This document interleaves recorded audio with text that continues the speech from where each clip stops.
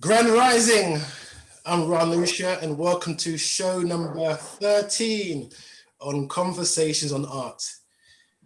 A show that started with just a group of friends getting together and talking about their art, their creativity, the challenges they face. And the aim is to learn from each other and hopefully inspire each other. So today I'm joined by textile artist, painter, energy worker, Annie. Grand Rising, Annie. Grand Rising, thank you. And today's guest, for the second time,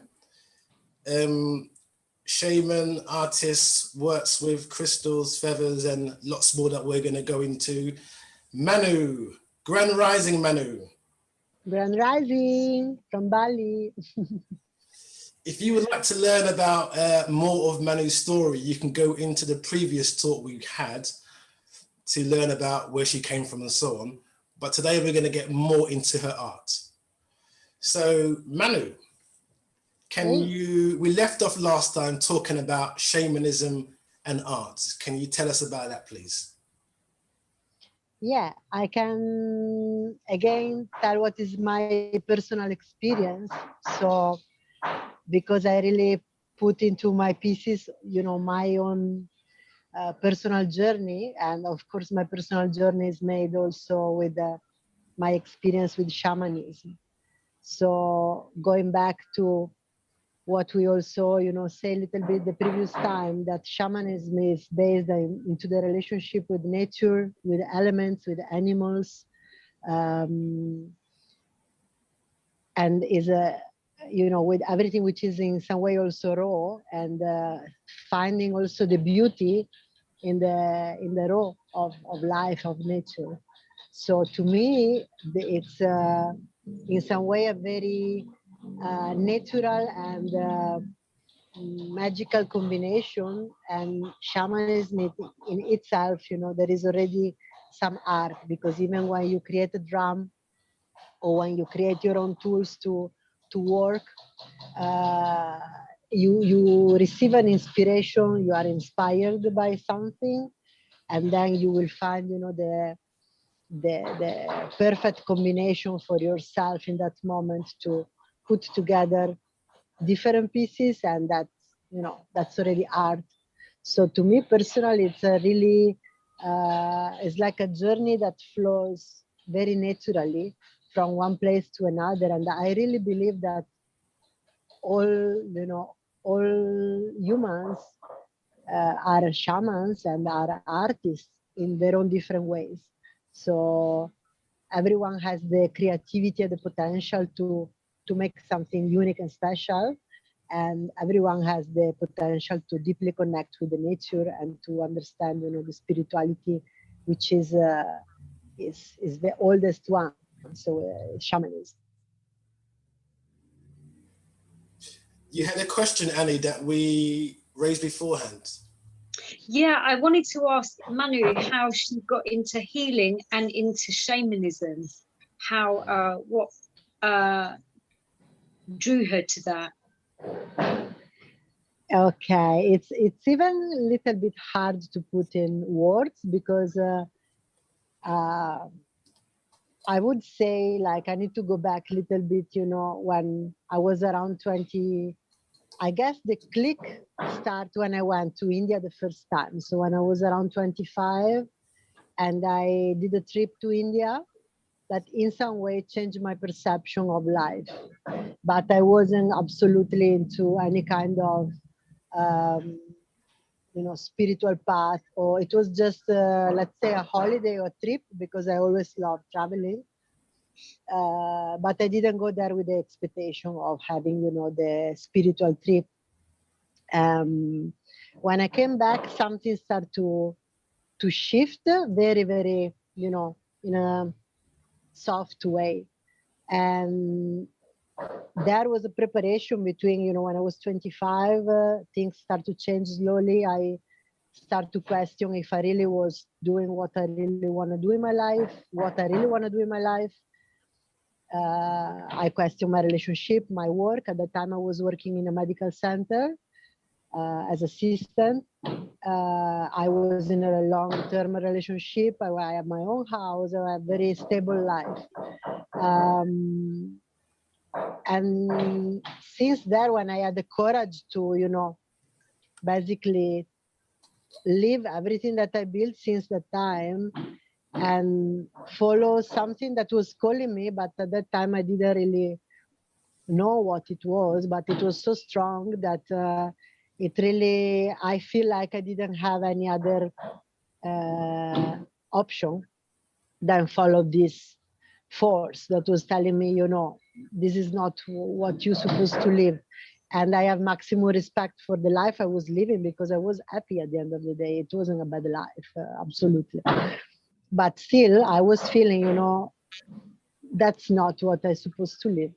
And so I start, I left, I quit my job, I quit my relationship. I basically really reset my life, but I was in a stage that I didn't know exactly, what was next.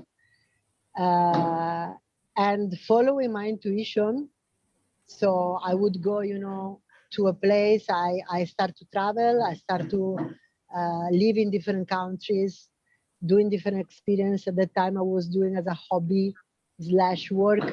I start to do massage.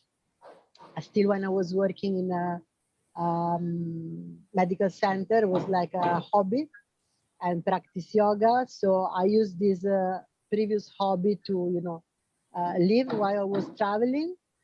And the shift, the real shift happened when I came here in Bali in 2009, again, without expectation.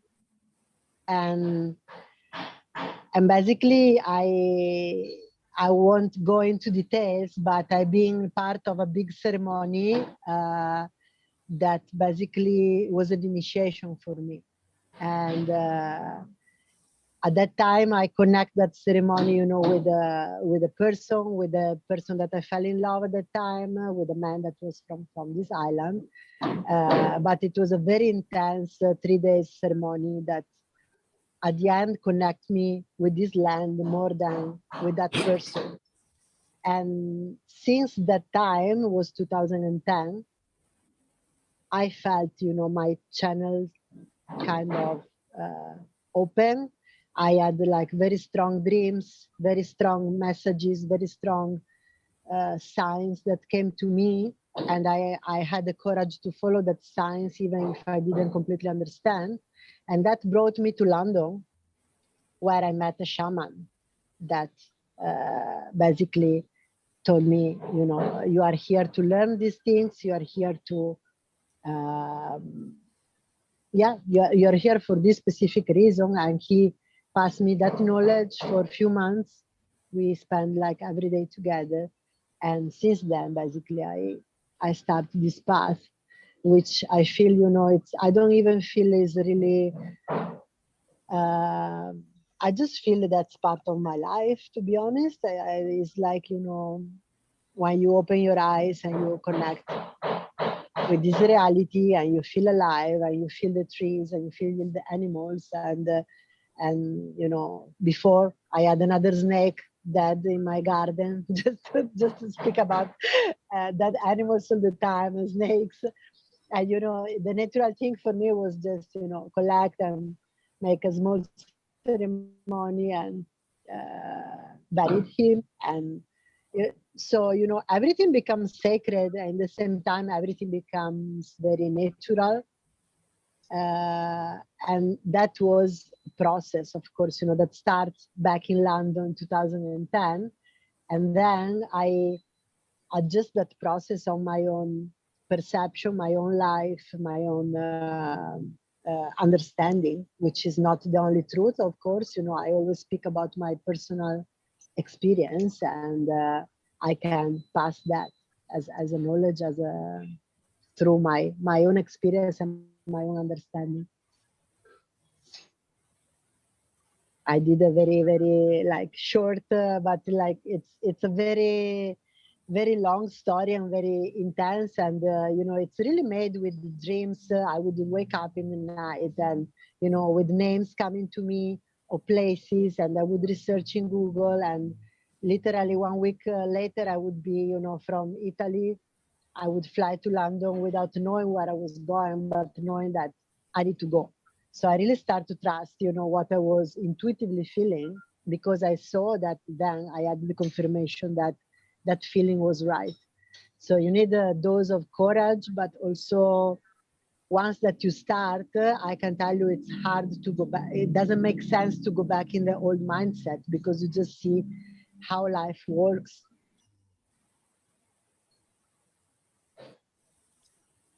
Thank you. That is I know it's a shorter version, but that's fantastic that you followed your intuition and you had the courage to do that. It's really important. So thank you for sharing that. Thank you. Thanks to you for asking. In many First Nation communities, they say that we have 3 brains. Is it the first, in the Western world, the first one is the brain in your head. The second one is the heart. And the third one is in the gut. But they turn it other way around. Whereas the first brain for them is the intuition. The second is the heart. And the third is your mind. Is in your brain. I completely agree. I completely feel the same. And I guess, as a woman, probably, we have most of us, once that we go back in touch with our strength, we have an easiest way to connect with that gut feeling. For a man, probably it's a bit harder because you are more used to work with your mind. But definitely, that gut feeling, it's never wrong. There is no way that is wrong. There is a reason if you feel, your gut close at one point when you're close to someone, or when you are taking a decision, or when you feel an opening, or the butterflies. That they are very specific energies that you can perceive, and start to process them through your mind. Most of the time would bring you far away from the truth. This is for both of you. I've recently been sent information about the moon cycles. Mm-hmm. Could you talk about if it has any effect on you? I know yesterday was the pink moon, and how do you connect with that? How does that interact with shamanism and your arts, if it does at all? Mm-hmm. For sure there is a strong connection with the moon. We are strictly connected as a cycle, as a women as well, what I personally do, it becomes, in some way, but I normally feel that if there is any possibility that I would forget that is coming the full moon, normally I really feel. And if there is any emotion that is in some way, repressed, most of the time with the full moon, it's just going to surface. So it's always a good time to be in touch with what is coming, what is hard to handle, because probably something that we need to be more aware and to process. What I personally do, I use also as a, as a schedule, as a reminder to clean my stones, to clean my crystals, to make an extra offering to the moon or to the elements. Is always like a clock that just reminds you, that other 28 days are past and the cycle is complete. So you can, sometimes I check astrologically what is the meaning of that specific moon. And sometimes intuitively you can feel, it's very strong and very light. Sometimes it's very heavy and very dark. And it can be, the collective energy, can be your own energy, can be the combination of both of them. But definitely I love to, when it's full moon is very strong, I really love to just sit and watch and just, take some light, moonlight bath to recharge. Yeah. Annie, have you looked at the moon cycles at all? I haven't, but I'm under the star sign of Cancer, so I am under the moon. And I think I feel it in my body, so I'm aware of it, even if I'm not consciously aware of the cycle of the moon, because I feel that a lot. And I agree with a lot with what Manu has been saying, absolutely. But I'm not as in tune as Manu is. But yeah, you can feel that in your body, the change, and your emotional, you know, especially if it's with your menstrual cycle as well. You know, so you have a lot of physical, emotional things that maybe you don't understand why it's happening, but if it's explained to you that it is the moon, then you understand, oh my gosh, right, that is why I'm feeling the way that I'm feeling. So at the moment I'm doing a detox, but I guess I was working towards that. So it was a lot of clearing out last week, a lot of getting, you know, moving things, changing things, changing myself. And I guess you just saying that makes a lot of sense, because I'm ready for change and for movement. Well, thank you, Annie. Before we get on to some of your pieces, Manu, can you just tell us about the room that you're in? I love the room and the background. Oh, I am actually in one of my favorite coffee place next. You know that I love coffee. So I am in my, you can see in the bag, it's called Suka Coffee, and they have a great coffee, and it's actually in my village. They opened maybe 6-7 months ago. It was one of the biggest events of having a good coffee just 1 minute, 2 minutes from home. Yeah? So it's once that you will come back to Bali, I will bring you here. Ah, thank you. Welcome. Okay, Manu, can you maybe show us one of the pieces, please? Yeah. Do you have any preference? Like, tell me, do you have intuitively something that you? I brought some goddess, some crystal, a ring, a smudger with feathers, earring with feathers. My tarot, I channel like 27 cards, and I wrote a tarot deck in the last 2 months, and so I brought them as well.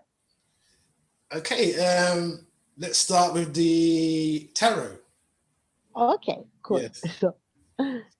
So this one is the, I don't know if you can see, but basically there are 27 cards, and I will tell you first and then I'll show you. Basically, it's something that came very, as always, when I told you, you know, my inspiration or the most important thing that comes to me, they don't come when I'm start to ask for that.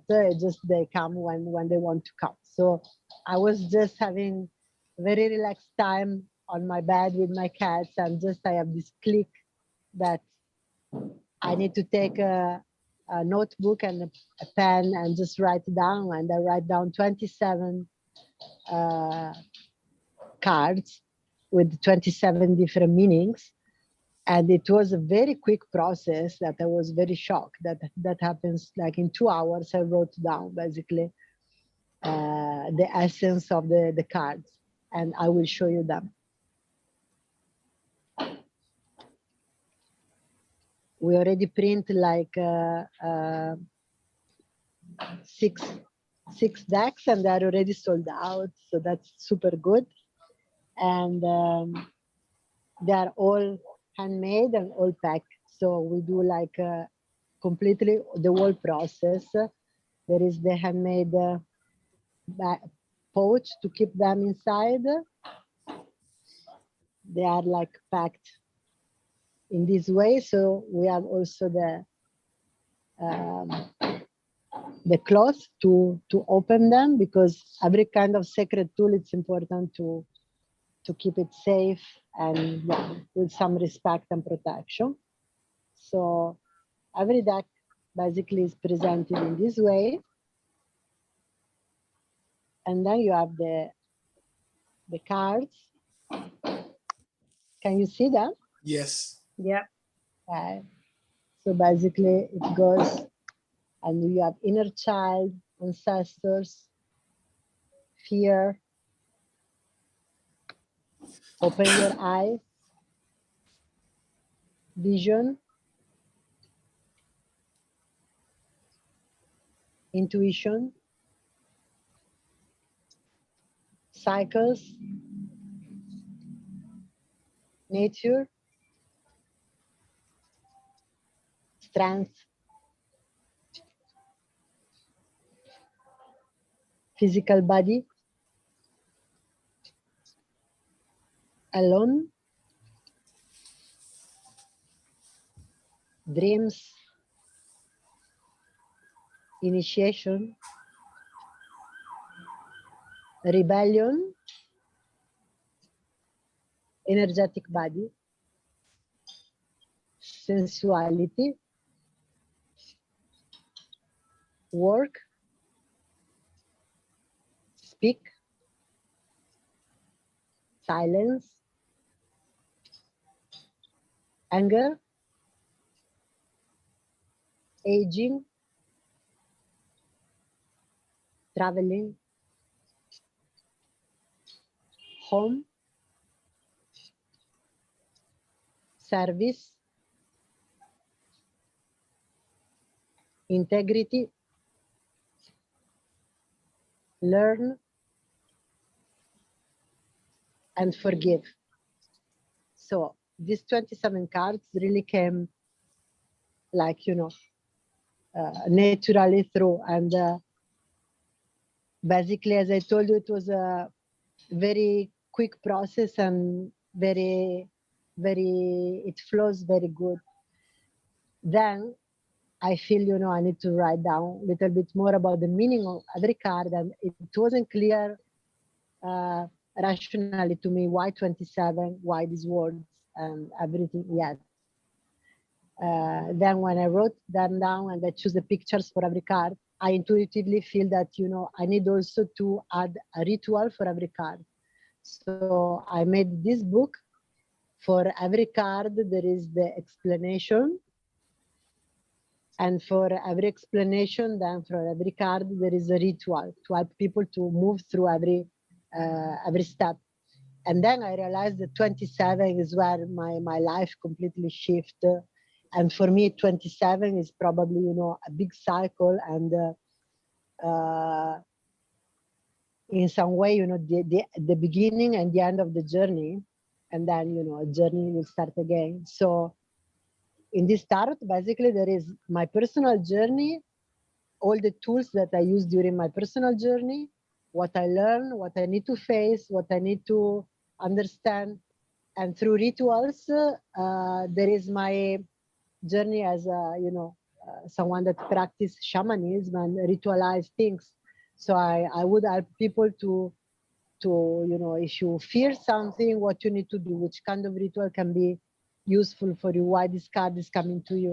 So it's like having a journey and session, and you work intuitively by yourself, but you have like a strong foundation and guide that is based on 10 years of work and 42 years of life experience.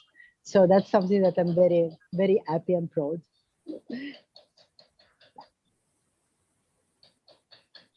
They look extraordinary, Manu. Yeah, I'm very, very happy. How long was it from the first thought of the cards to actually creating them?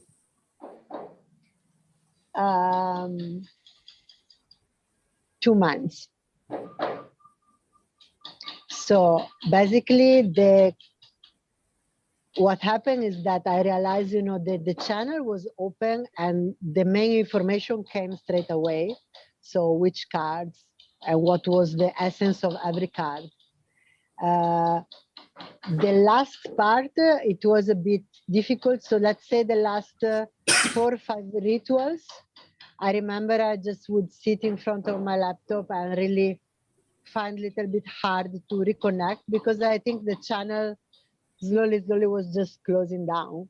And so I really feel I need to be fast, because if I just wait, I need to be disciplined and fast to just make everything, in a short time, otherwise it would fade, because that happened already before with other intuition that I have. If I don't work really in the time that the channel is open, it's like when I do a session, I can talk to you, I can tell you things, but then the day after, maybe I don't remember anymore what I say, because you don't really intellectualize that things. So it was a bit the same process.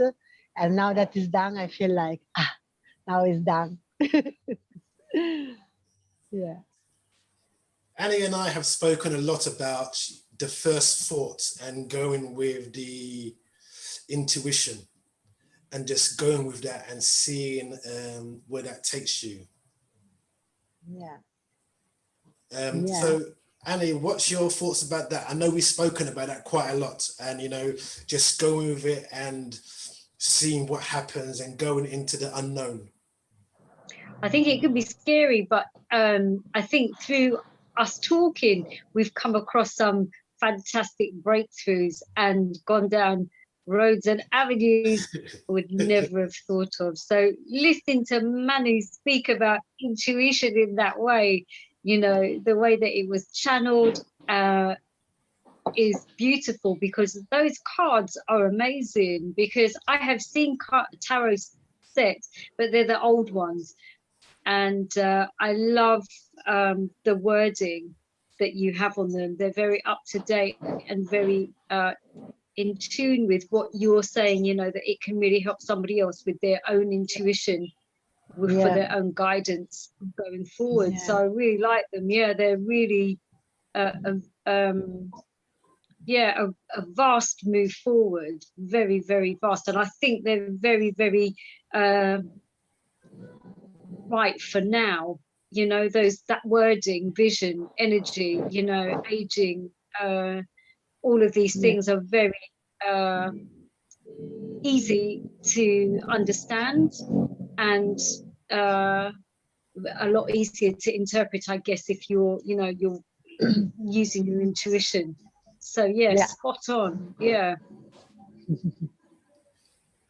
Manu, when you laid the cards out, one card came out from me here, and it was vision, and it was also the first word that Annie just said, vision.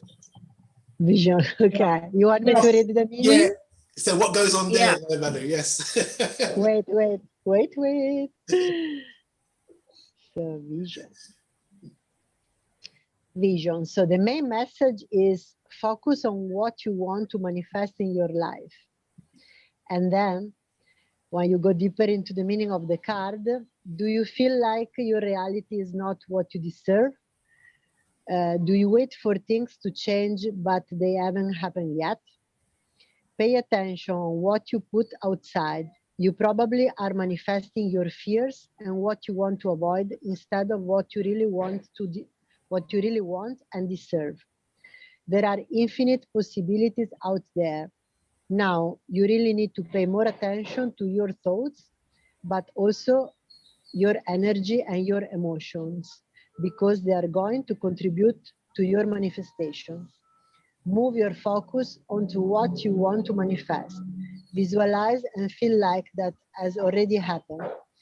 If this card is coming to you, it is to help your vision rise and to see your reality from a higher perspective.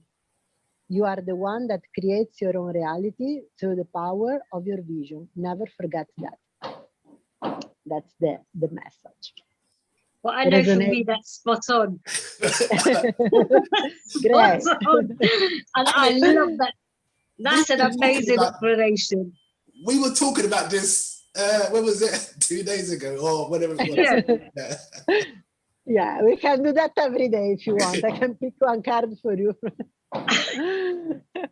Do you want to know also about the ritual that is suggested for this card? Yeah, yes. Yeah. Okay. So the ritual is sit comfortably, close your eyes, take a deep breath and relax, following your natural breathing rhythm for a few minutes.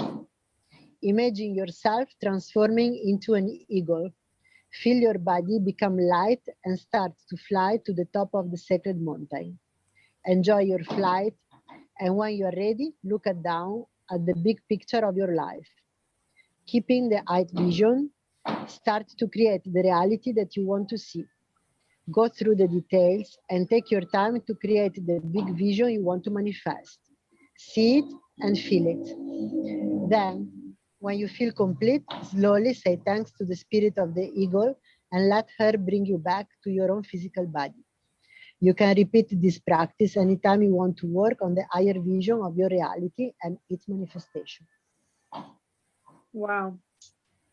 So this is that's every card basically has, something like that. And I understand it's not for everyone because, some cards are very immediate and they just give you a message and you take that message and that's great.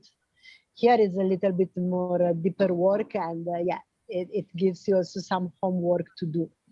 So it's and the first person that bought these cards, actually she say, they are 27, so if you pick one card every 2 weeks you can make a work for 1 year. And that's true, it's like 54 weeks in 1 year. So if you take that as a journey, you can pick one card every 2 weeks and work really deep on that card, and you have a 1 year of journey to work on yourself. And that's the tarot. Wow.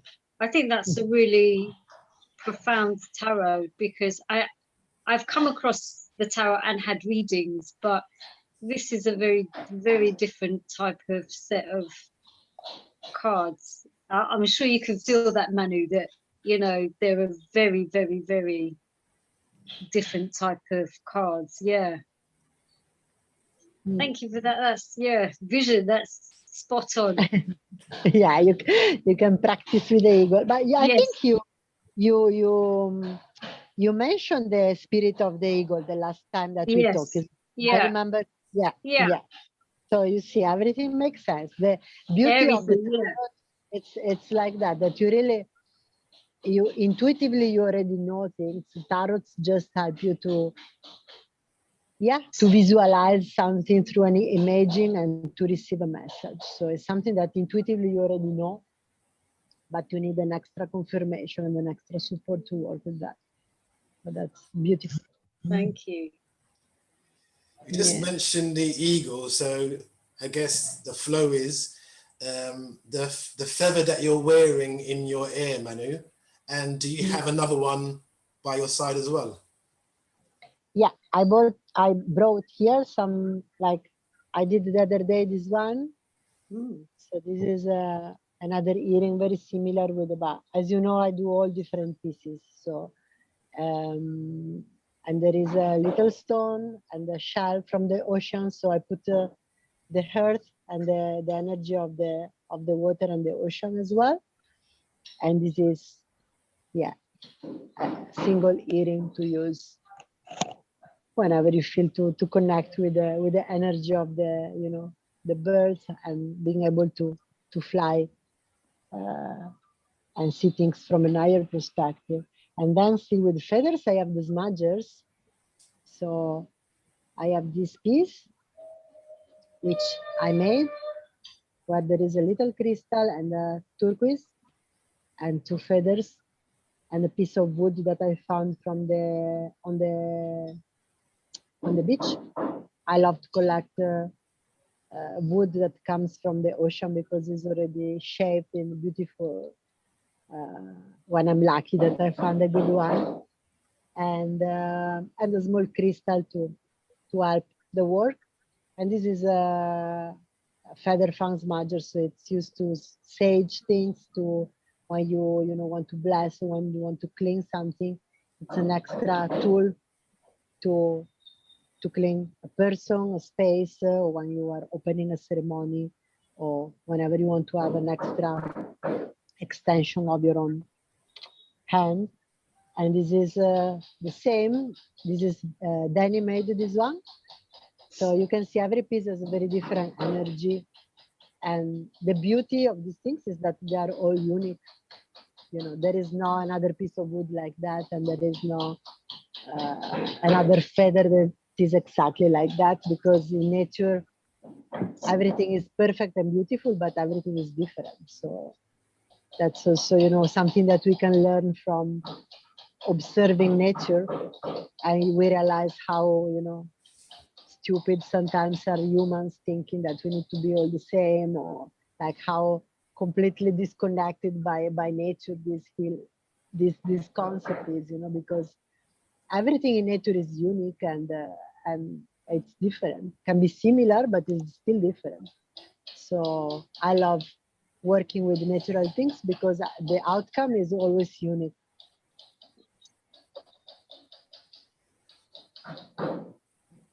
Manu, do you have a sacred space in your home where you put your crystals for your own particular ceremonies, your feathers, when you do your own practice? And how did you design, or how did it come about, this sacred space?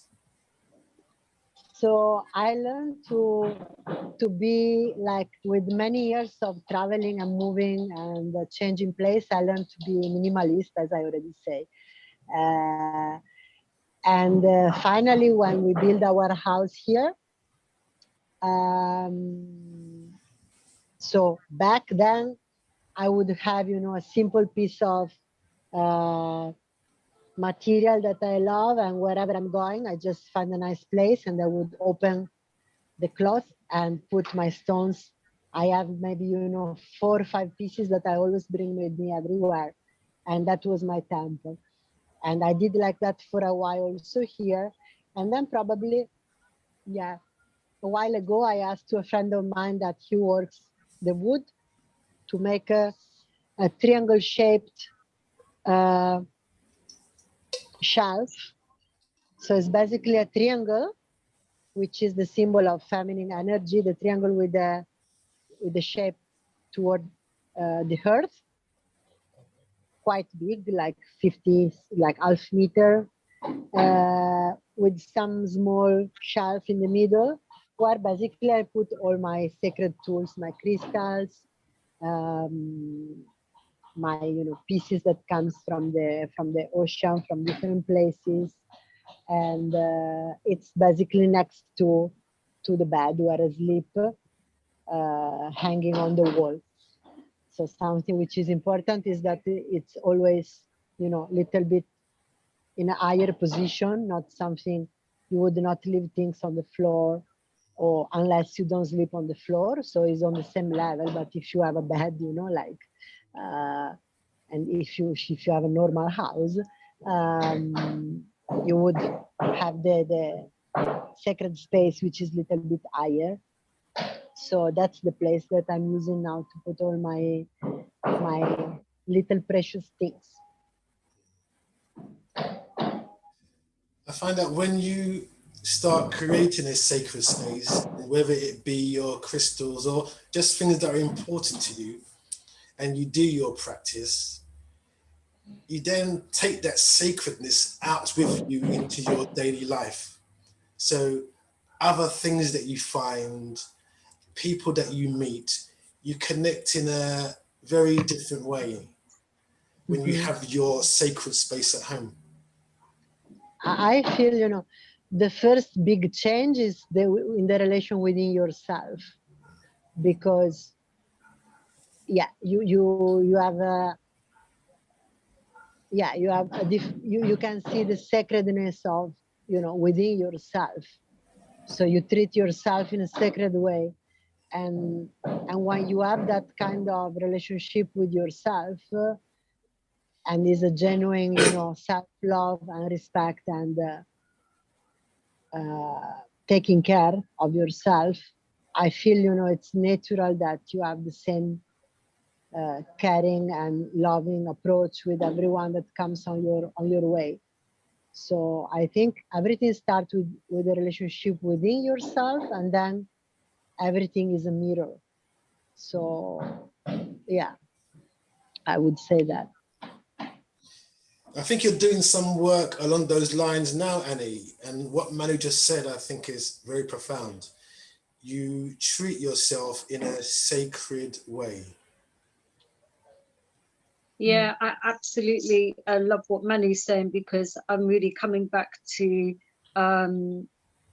it's almost, I want to say, honoring yourself, you know, loving yourself, as Manu said, and bringing all of your fragmented pieces back into one, and having a better understanding of who you are. And as Manu has explained in her journey, her life journey, knowing your life, you know, your purpose, but bringing yourself back in and knowing who you are, having a better understanding of you, the essence of you, not as in the human that you are, but the true essence of your soul, of who you are, your purpose for this lifetime. Yeah, I think I'm really facing that now. So everything Manu's saying is yeah, resounding a hell of a lot. Yeah. I don't think we realize how much we fragment ourselves and we break ourselves into little pieces, because of the way of society. We're quite split in many ways. Until you have this realization or an awakening or whatever it is, you're like, oh, you know, you need to change and regroup, you know, bring yourself back in, and center yourself in a way. And yeah, definitely everything Manu's saying it resounds, definitely. But I feel that I'm personally in that now, of wanting to regroup and find who I truly am and move on for my life purpose. Yeah. I hope that answers your question, Ron. Sorry. Can you tell us something about crystals, Manu? What you want to know? Well, I know you designed a wonderful piece for me, and do you have a crystal with you there that you can speak about? Yeah. So I brought two pieces, one completely raw from nature and one that is already on a pendant. So this one is, I don't know if you can see, Yeah. it's like Oh, that's lovely. Yeah, and it's a beautiful shape because it allows to work, you know, like a laser when you work energetically, when you want to do some, you know, address some energy toward a specific spot. When they have this shape, which is very, how you say in English, one is like, I can't remember the right term, but anyway, you can see it's like a Pointed. pointed, yeah, right. So I brought this one, and which I love personally, and this one, which is kind of similar, I think, on the one that you got from us, yeah. So is brass and a bigger crystal. I don't know if you can see. You can see it, yes. Yeah. So it's like that. Yeah.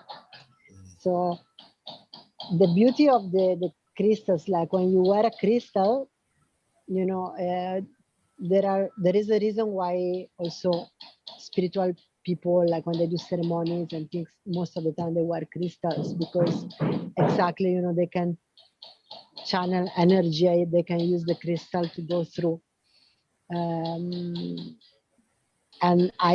to me personally, you know, the beauty of, you know, wearing something that comes from the nature exactly in the way, you know, it is, without touching that or without doing anything, and seeing the beauty. Just it's quite also primitive the way we we use the string around the crystal to hold.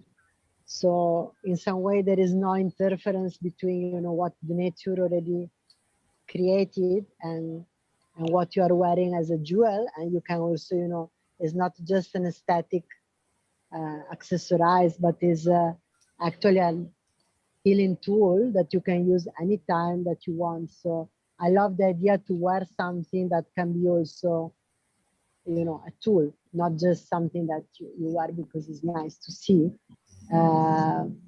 And when we use crystal, or when we wear crystal, or when we have crystals at home, like every other stones, we need to remember to clean them, for example, with the full moon.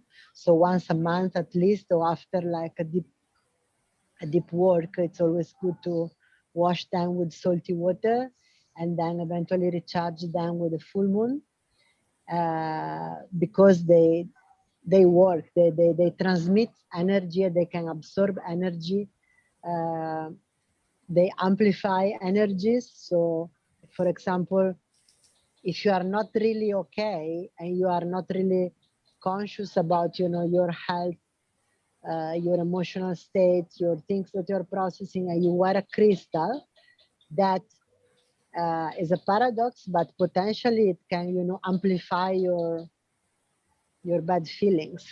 Or if you are not sleeping very well and you have a huge crystal next to you to the bed, it's not really helping, because maybe it's going to intensify your stress during the night time. So we need also to be aware that because they amplify energy, we need to pay attention how we use them, not just, you know, wearing them. That's some curiosity about crystal, or something that is good to know if you have a crystal. When people buy crystal, I always tell them, but sometimes, you know, when you're busy, you just forget. But it's quite important to remember. Yeah, I remember you explained to me about the importance of where you put it and keep it, and the cleaning process every month, which I didn't know until you told me about it.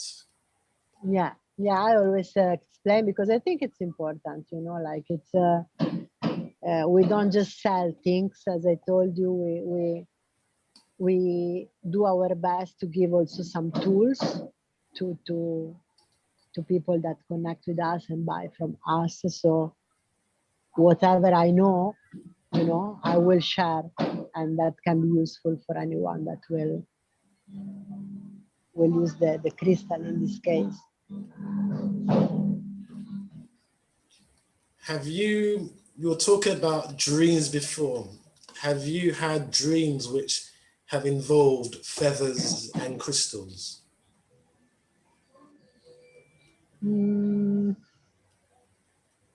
That's a good question, because I have so many dreams.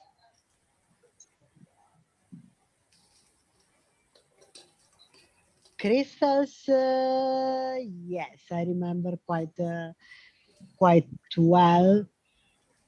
And feathers, they were like more flash, you know, like not really, because I do sometimes dreams that they look like movies, so they last forever and they have so many details. And some other dreams are very quick and they just appear and gone. And I'm pretty sure that I dream about feathers and crystals. I remember feathers. Right now I don't remember honestly, but I'm pretty sure that I did.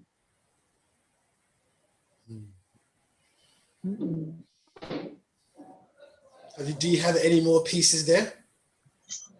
I brought also a turquoise, just in case, with a ring. I don't know if you can see this. I will wear, maybe it's easier. Yes. So it's like a traditional Indonesian ring. So here we have all the decoration and the patterns that are connected most of the time with nature and spirituality. So in this case, there are like a flower and yeah, patterns that are connected with the nature. And I choose a turquoise today because it's one of my favorite stones actually.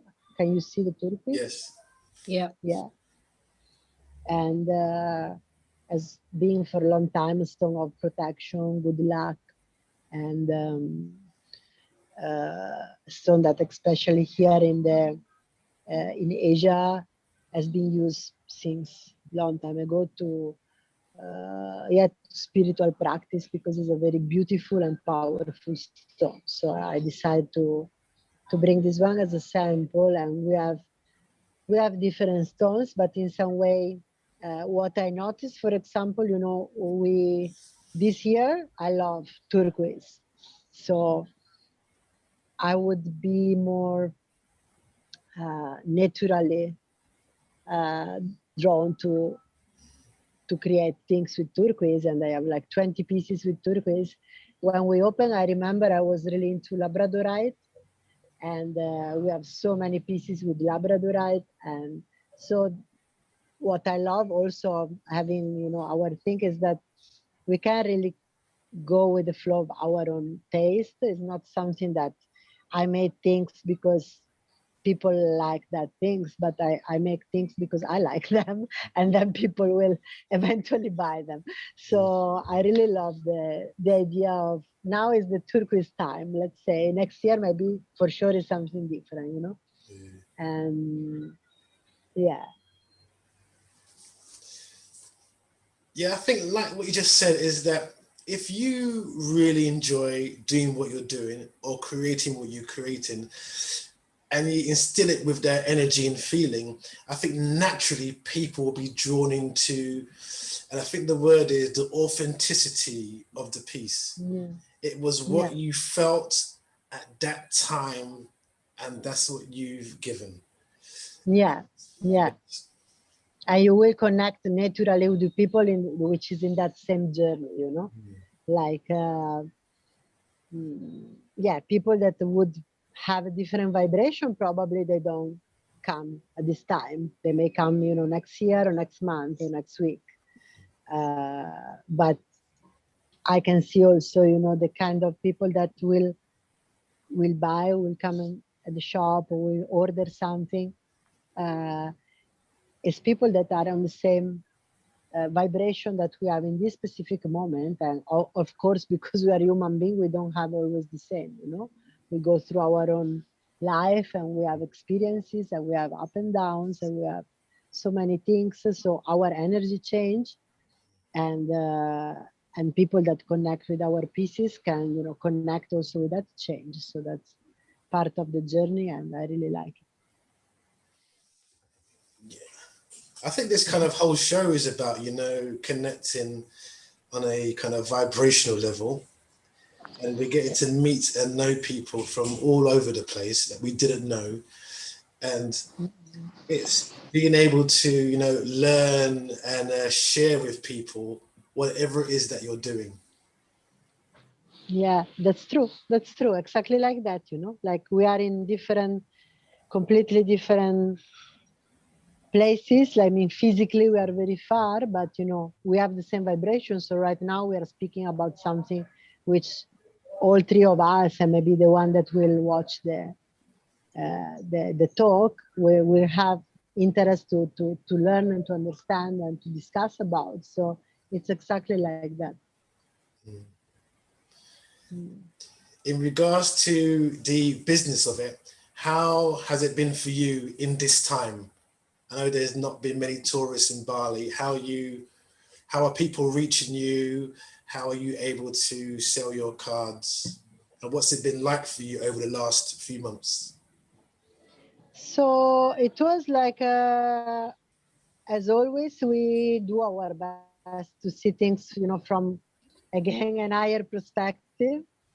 So at the very beginning, we, like probably most of us, we thought it was maybe a month or 2 months of chaos, and then things comes back like before. And of course, we are an island, so with the airport closed now has been 1 year and 2 months that the airport is closed. And so let's say that the journey was interesting, and probably because the word you say, authenticity, uh, we're being protected and we're being able to go through this time, because at the end of the day we being able to keep the shop open, and unfortunately a lot of shops close here, like most of the shops, and we managed to have some people, you know, some regular people that would live here. And at the same time, I naturally people that wanted to come back here but couldn't kind of reconnect with us. And it was like a natural things that they would say, you know, can I have this or can I have that, or can you keep this for me?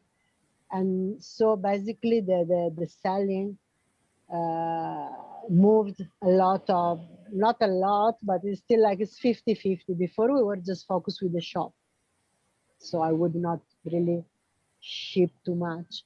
Now we have like more people asking also to have pieces in Europe, in Australia. Um, I'm doing some collaboration also with other women that work with women, so to create, you know, collection for their own brand, but made by Shamanika. So a lot of creativity actually was born through this process, and allowed us to focus on the core of our work. So keeping our, you know, passion alive, and making sure that people can enjoy that.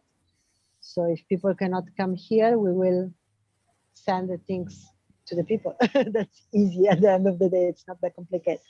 And that's the way. Like we don't have really a shop online, or but people just reach us by Instagram, or people that already connect with us by WhatsApp. They would ask, you know, I have to do this. Like I'm sending tomorrow, for example, there is a woman that is doing an initiation, a ceremony after a journey with other 9 women.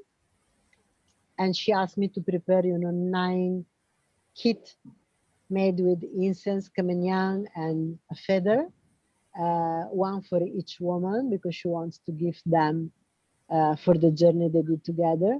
So, you know, it's also pleasure, and I feel really grateful that people would, you know, it would be easy to in some way buy something where they live instead of order that on the other side of the world. But because there is this trust and this same vibration, as you say, you know, that when this package arrive home, it has a different feeling than something that you go and buy somewhere else. To that person, of course, not to everyone, but to the people that buy from us. And the care and the attention that we put on making things makes a big difference, I think, also to the people that choose to say, okay, I pay a little extra and I have a shipping, but I have something that is made, you know, with an intention and something that is specific for me and not for other 1,000 people. Yeah. I think it's been interesting in this time when we've all gone through this. I mean, I've had a great fortune that Annie has shared a lot of her work with me, and we've had this opportunity to do this work. So, yeah, so thank you to Annie for that, for sharing your work and so on. And I guess for you as well, Manny, it's opened up maybe other avenues for creativity that maybe you wouldn't have done otherwise. Yeah, yeah, exactly. Yeah. Mm-mm. So what are you working on at the moment now and maybe for the next week or so? I just finished the tarot. I'm taking rest. I need a rest as well. I can't work all the time. No, actually, I have to be honest. I have so many ideas. Come like today, someone contacted me and asked me, "Do you have any card for what?" She asked me. Any no intentional card. Anyway, like let's say tarot for a teenager girl. And I was thinking, oh, that's maybe another message, you know, because I know that sometimes also clients ask me things that actually they're a message for me, because, you know, maybe that's what is needed. So this is a very specific and also weird request, because I never see tarot for teenagers, you know, like, to be honest.